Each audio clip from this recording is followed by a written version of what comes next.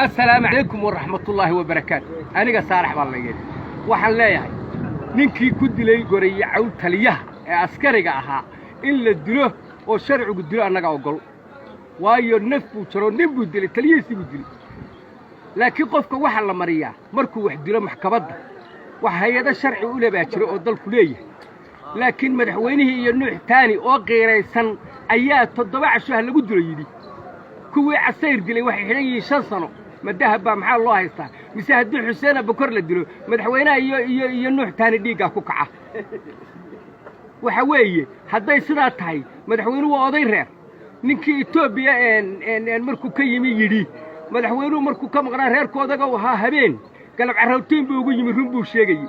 hadii ay sidaas dhacdo oo ka 7 casho lagu dilo kuwaasina sharci soo xidhnaa dahab 5 sanadood xidhnadaan oo dahab u noqdaan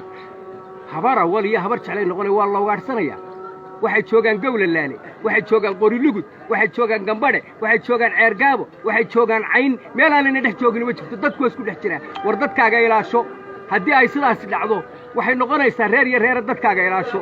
inta badan anaga inala joogtahay assalaamu calaykum